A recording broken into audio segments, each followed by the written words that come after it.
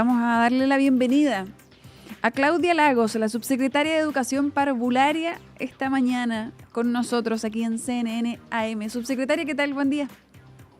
Buen día, María Paz, ¿cómo estás? Muy bien, con energía de día miércoles. Subsecretaria, vamos a conversar también de estas vacaciones de invierno.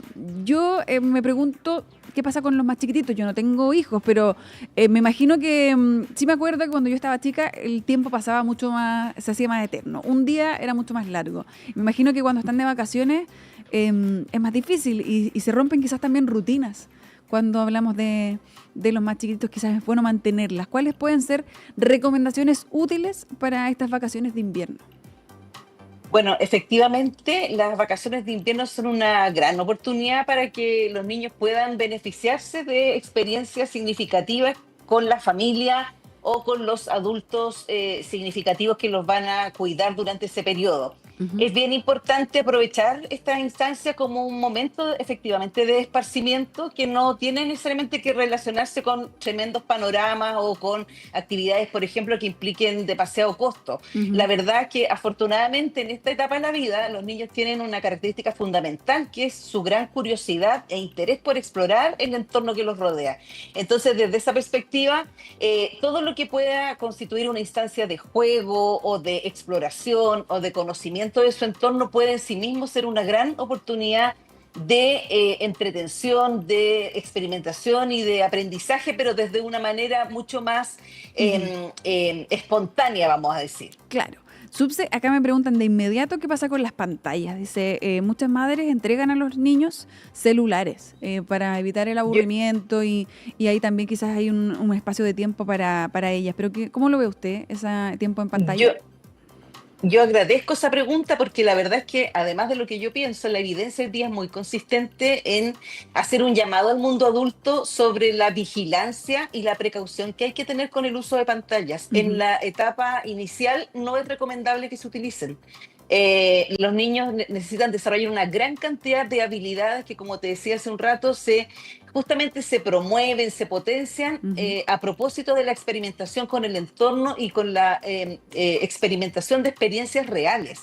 Claro. El poder jugar al aire libre, el compartir con otros pares, que es tan importante la distancia por lo mejor para juntarse con primos o con amigos que a lo mejor no lo puede hacer habitualmente, Ujú. el ir a una plaza, el estar en el mundo real es tremendamente importante desde la perspectiva de la experimentación, de cómo los niños se relacionan con el entorno, pero también en términos cognitivos.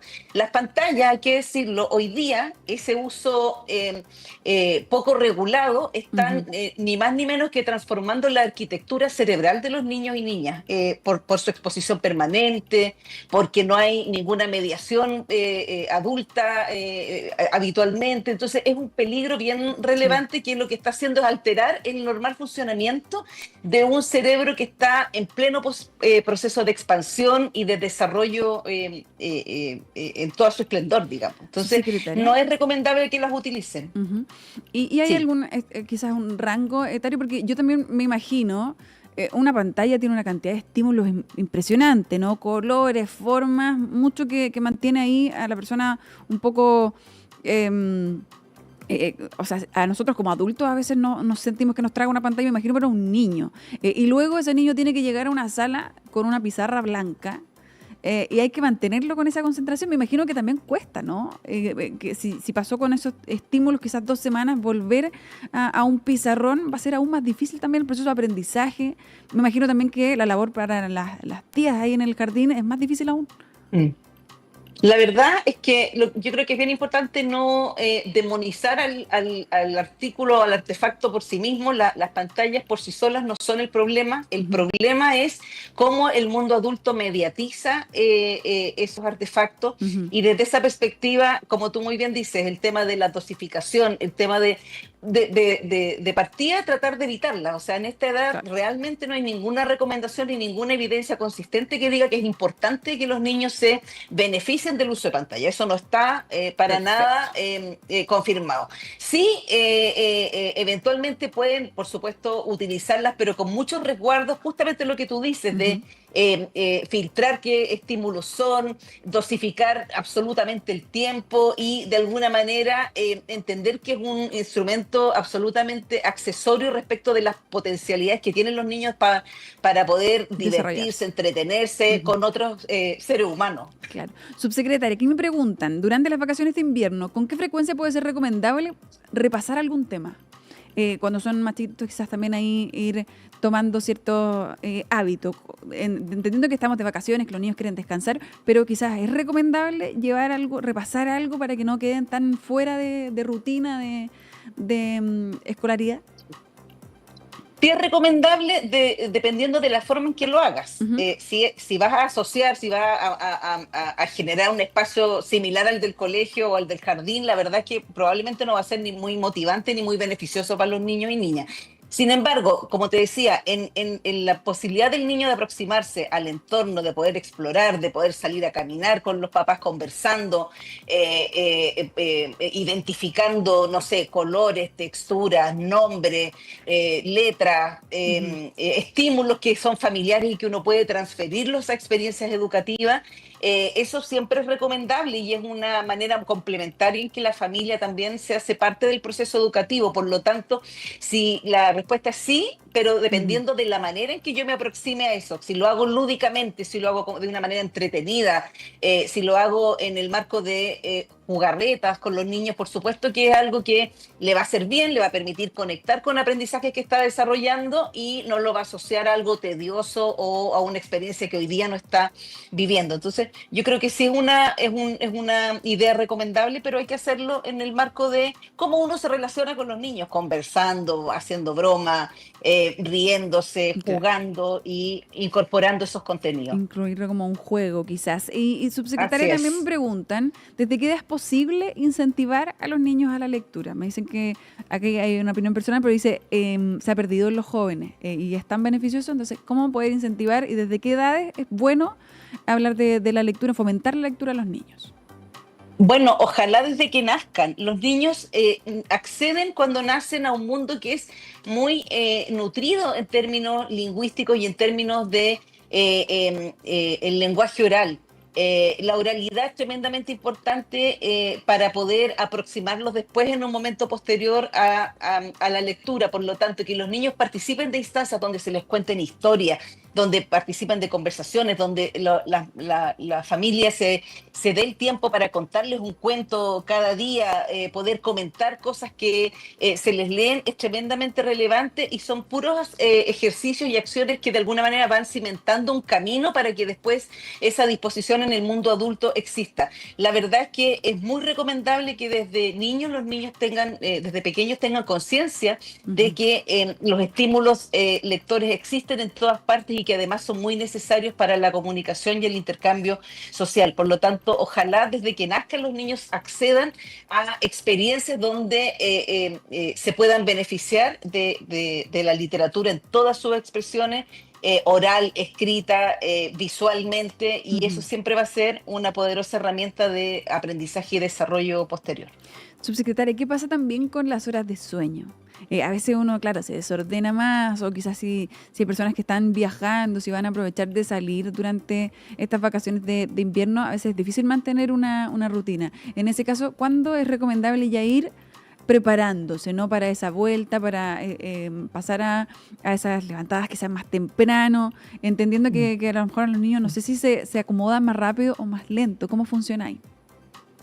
Pucha, eso depende tanto de cada organismo, ¿verdad? Pero lo importante es que en este periodo hay que dar señales de flexibilizar las rutinas, efectivamente, de que estamos haciendo cosas distintas y que a lo mejor con un poquito más de relajo, pero que no sean cambios tan radicales que saquen a los niños de su estructura que después, como tú muy bien señalas, les va a costar volver a retomar. Por lo tanto, uno podría pensar que ya la segunda semana de vacaciones es importante de a poquito ir volviendo en el fondo las lógicas y a las dinámicas que habitualmente se utilizan. A lo mejor no nos vamos a levantar a las 7 de la mañana la segunda semana de vacaciones, pero sí de a poquito ir disminuyendo en el fondo esos márgenes que a lo mejor nos dimos la primera semana, de manera de que este retorno sea gradual, sea progresivo y no termine siendo traumático para todos. Subsecretaria, y ahora en temas que son más globales, estamos en medio también de esta ley de modernización, ¿no?, de la educación parvularia, que era un paso importante también. ¿Cuáles son, cree usted, esas mejoras más concretas que a lo mejor puede identificar alguna mamá que nos está viendo desde ese punto de vista, el de atender finalmente necesidades que tienen los niños cuando son más chiquititos, en una etapa en donde son una esponja, absorben de todo y hay que estar ahí también guiando ese proceso?